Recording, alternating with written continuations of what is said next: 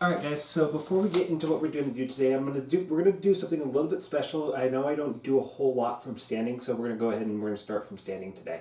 And anytime that we're going to go from standing to the ground, I want to make sure that we're always reviewing break falls and how to not get injured when you're doing that. And again, I would never stand with somebody if they haven't practiced break falls, if they don't know how to do this, because the people are going to naturally try to catch themselves, and if they do that, they're likely to dislocate their shoulder, break their radius of ulna here, damage the wrist or the hand or whatever. So it's really important that when we before we do any type of standing game, that we want to make sure that we're reviewing and practicing our break falls to a certain extent.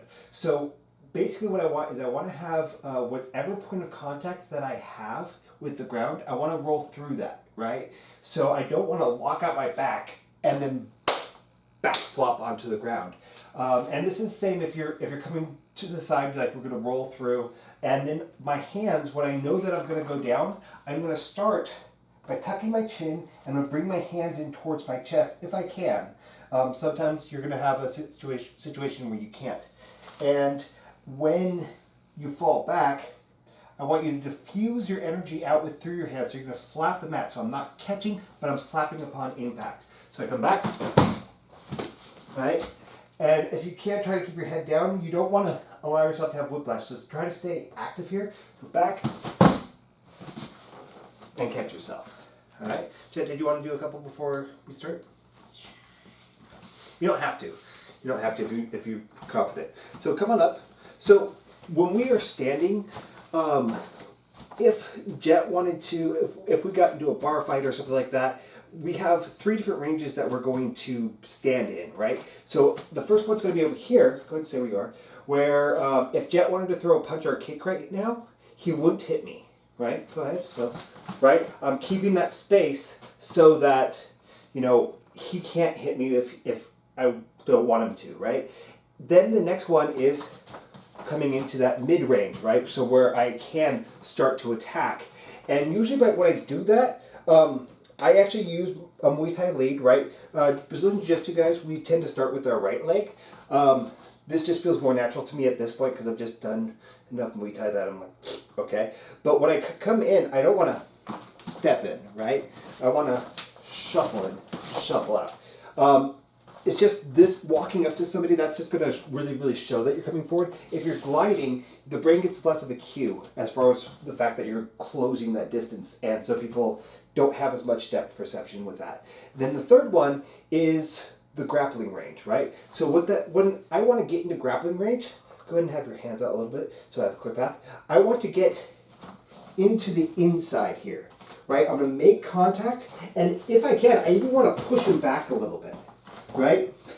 And so you notice my stance here is here. So if Jet threw a knee up to try to hit me in the chest, my chest is out of range, right? But I've still got a pretty firm base right here. And if Jet wanted to punch me right now, right, he's not going to have much in the way of power behind his punch because, again, punches come from the rotation of the body, right? They don't come from your arms. And here it's just really awkward. Like he can kind of sort of pound my head and whatnot, but it's not going to be particularly effective, right? So I do want to kind of keep my eyes up if I can. I don't want to be looking at the feet.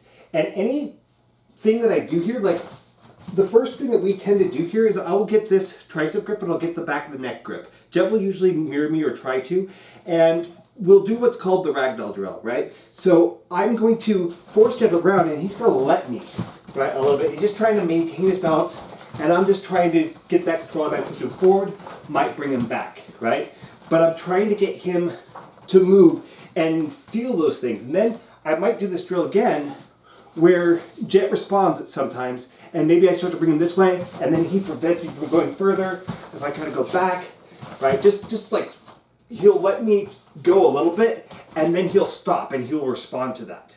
And for most takedowns to work, that's what I need. So if I got in here, and I think a good one first to start off with, we'll start over here a little bit, is the Osotogari, right? And so what I'll do is I'll start pushing back into Jet, and he might decide that he wants to push back into me. That's what I want, and I want to make him make a step and bring that leg close to me. The biggest mistake I see a lot of people do is that they broadcast the Osotogari, right? So they'll step back, and Jet's like, no! And he'll just keep moving his leg, and it'll just become this dance of, I can't get my leg down there. So what's going to happen here is I'm going to drive until he digs back in. Now his weight is on that front foot. He cannot pick it up. So I'm going to put my toe to the ground, not my full foot, and I'm going to make contact with his calf. Now from here, I just stomp my foot down, and he's going to go right down. Notice that I control him all the way down, right? So you can, right, be a total dick. Just go ahead and keep your foot there. So when you go here, you can totally stomp down and let him fall. But look at what happened here. We got space. And especially when we're doing like submission style wrestling, we definitely want to kind of keep that connection. So when I go in for the Osotogari, I'm going to stomp, guide him down, and I stay connected. See, I went right into a knee ride here. That's what I want. That's what's going to give me my points if I'm doing a competition, but it's also what's going to allow me to actually get into a grappling game. What could happen here is Jet can scramble, right? If I break that connection, so I get here and I stomp and I let him fall, I'm in his guard. This is much, much worse than getting into that knee ride that I was able to get into very easily because I kept that connection. So that's your Osotogari. If I set up I feel somebody setting up this Osotogari, I'm gonna have you face that way, and they step here. If Jet starts to lean his hip into me, we're gonna go down, and he's gonna follow, and he's gonna take side control. So just be mindful that, you know, it's a good attack if the other person doesn't see it coming, but if they just kind of lean into you and let themselves fall, then they can take side control rather than you. So there's your Osotogari.